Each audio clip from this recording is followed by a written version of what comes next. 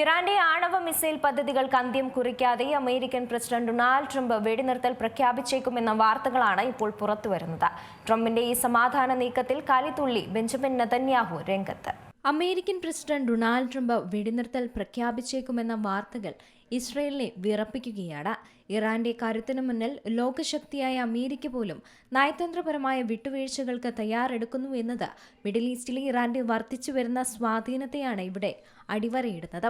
ഇറാനെ സൈനികമായി തകർക്കാൻ ലഭിച്ച അവസരം ട്രംപ് നഷ്ടപ്പെടുത്തുമോ എന്നതാണ് ഇസ്രയേലിന്റെ പ്രധാന ഭയം. 15 സമാധാന നിർദ്ദേശങ്ങൾ മുന്നോട്ട് വെച്ച് അമേരിക്ക സമാധാനത്തിന് ശ്രമിക്കുമ്പോൾ ഇറാൻ തങ്ങളുടെ പരമാധികാരത്തിൽ വിട്ടുവീഴ്ച ചെയ്യാതെ ഉറച്ചു നിൽക്കുന്നുമുണ്ട്. ഈ കരാർ ഇറാന്റെ ആയുധശേഷിയെ ബാധിക്കില്ലെന്ന് ഇസ്രയേൽ തിരിച്ചറിയുന്നുണ്ട്. ഇത് മേഖലയിൽ ഇറാന്റെ പ്രതിരോധ നിരയെ തന്നെ കൂടുതൽ ശക്തമാക്കുകയേ ചെയ്യുകയുള്ളൂ. അമേരിക്ക ഒരു വെടിനിർത്തലിലേക്ക് എത്തുന്നതിന് മുമ്പ് തന്നെ ഇറാന്റെ പ്രധാന കേന്ദ്രങ്ങളിൽ പ്രഹരമേൽപ്പിക്കാൻ ബെഞ്ചമിൻ നെതന്യാഹു സൈന്യത്തിന് ഉത്തരവിട്ട് കഴിഞ്ഞു. വരാനിരിക്കുന്ന 48 മണിക്കൂർ മേഖലയിൽ അതീവ നിർണായകമായിരിക്കും. എന്നാൽ ഇറാന്റെ അതിശക്തമായ മിസൈൽ പ്രതിരോധ സംവിധാനങ്ങളും തിരിച്ചടിക്കാനുള്ള സന്നദ്ധതയും ഏതൊരു നീക്കത്തെയും അപകടകരമായേക്കും.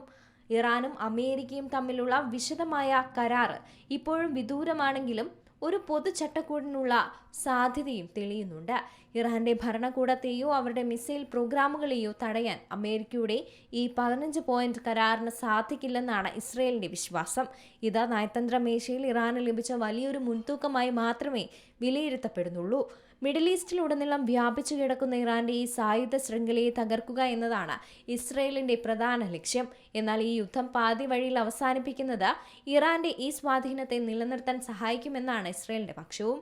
അമേരിക്കയുടെ പിന്മാറ്റം ഇറാന്റെ പ്രതിരോധ നിരയായ ആക്സിസ് ഓഫ് റെസിസ്റ്റൻസിന് ലഭിക്കുന്ന ധാർമ്മികമായ വിജയമായി തന്നെ മാറും. ഹേഗലിന്റെ നാറ്റോ ഉച്ചകോടിക്കിടെ ഇസ്രയേലിന്റെ ഏകപക്ഷീയമായ ആക്രമണങ്ങളിൽ ട്രംപ് കടുത്ത അതൃപ്തി തന്നെ രേഖപ്പെടുത്തിയിരുന്നു. അതേസമയം ഇറാനിലെ എണ്ണ സംഭരണ കേന്ദ്രങ്ങൾക്ക് നേരെ ഇസ്രയേൽ നടത്തിയ ആക്രമണം അമേരിക്കയെ അക്ഷരാർത്ഥത്തിൽ തന്നെ അന്താളിപ്പിച്ചിരുന്നു.